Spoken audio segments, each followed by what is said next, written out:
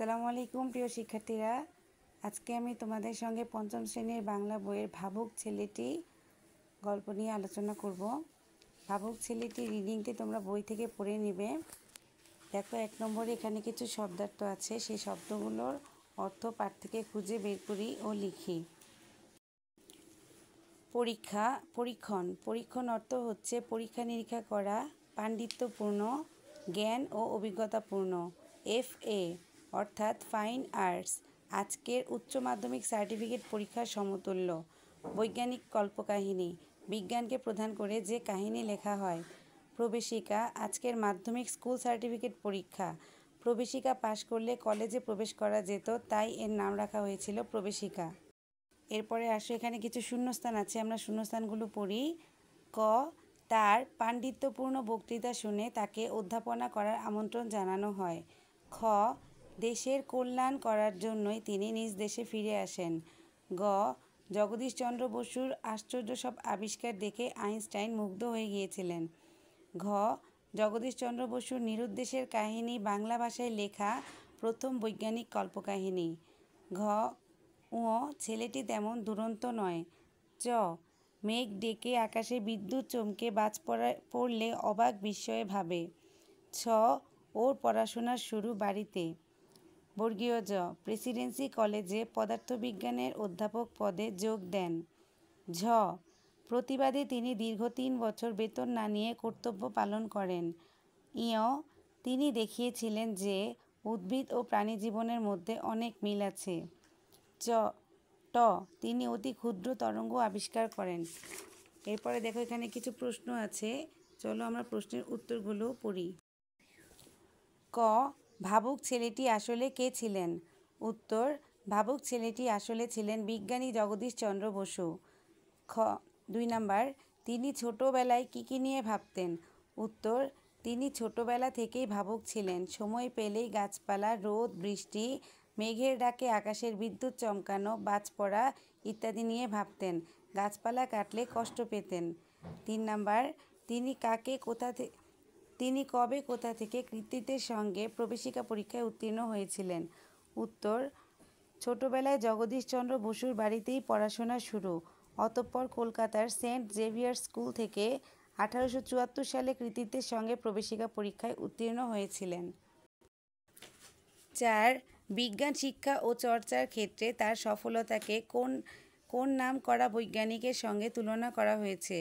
উত্তর, বিজ্ঞান শিক্ষা ও চর্চার ক্ষেত্রে তার সফলতাকে গ্যালিলিও, নিউটন প্রমুখ নামকরা বিজ্ঞানীদের সাথে তুলনা করা হয়েছে। 5, জগদীশচন্দ্র বসু কী যন্ত্র আবিষ্কার করেন? এটি দিয়ে তিনি কী প্রমাণ করেন? জগদীশচন্দ্র বসু ক্রেস্কোগ্রাফ নামের একটি যন্ত্র উদ্ভাবন করেন। এই যন্ত্রের মাধ্যমে তিনি সূক্ষ্মভাবে প্রমাণ করে দেখান বিভিন্ন পরিস্থিতিতে উদ্ভিদ প্রাণীর মতো সাড়া দেয়। 6, তার সম্পর্কে আইনস্টাইন কী বলেছিলেন? কেন বলেছিলেন?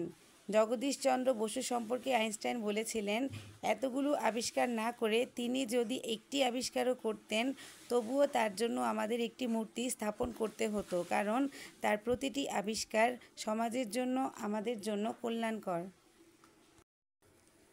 এরপরে দেখো, 5 নম্বরে কথাগুলো বুঝে নেই। শিক্ষার ধাপ, প্রাথমিক বিদ্যালয়, উচ্চ বিদ্যালয়, মহাবিদ্যালয়, বিশ্ববিদ্যালয় হলো একটার পর একটা শিক্ষার ধাপ। বকেয়া পরিশোধ, কারো নিকট কোনো টাকা পয়সা পাওনা থাকলে যদি সময় মতো দেওয়া না হয় তখন তা বকেয়া হয়ে যায়। পরে যদি আগের পাওনা দিয়ে দেওয়া হয় তবে তাকে বকেয়া পরিশোধ বলে। অন্যতম, অনেকের মধ্যে একজনকে বলা হয় অন্যতম। কোনো কিছুকে বিশেষভাবে বোঝানোর জন্য অন্যতম শব্দটি ব্যবহার করা যায়।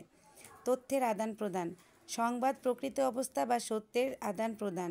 আজকের দিনে লিখে, ছাপিয়ে অথবা বেতার, টেলিভিশন, ফোন, ইন্টারনেটের সাহায্যে যত কিছু পাওয়া যায়, পাঠানো হয়, তার সবই তথ্যের আদান প্রদান। নাইট উপাধি, নাইট উপাধি ব্রিটিশ রাজা বা রানীর দেওয়া অত্যন্ত সম্মানজনক উপাধি। এই উপাধি যারা পান তাদের স্যার বলে সম্বোধন করা হয়। এরপরে আসো 6 নংয়ে কর্ম অনুশীলন। বিজ্ঞান শিক্ষাই সভ্যতা বিনির্মাণের একমাত্র উপায়। বিষয়টি নিয়ে শিক্ষকের সহায়তায় বিতর্ক প্রতিযোগিতার অংশগ্রহণ করি। তোমরা শ্রেণীকক্ষে শিক্ষার্থীরা মিলে শ্রেণী শিক্ষকের সাথে কথা বলে একটি বিতর্ক প্রতিযোগিতার আয়োজন করতে পারো।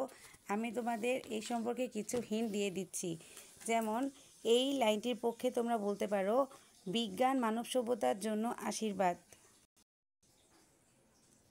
বিজ্ঞানের কল্যাণে মানুষ এত সুন্দর জীবনযাপন করতে পারছে। মোবাইল ফোনের মাধ্যমে পৃথিবীর এক প্রান্ত থেকে অপর প্রান্তে কথা বলা যাচ্ছে।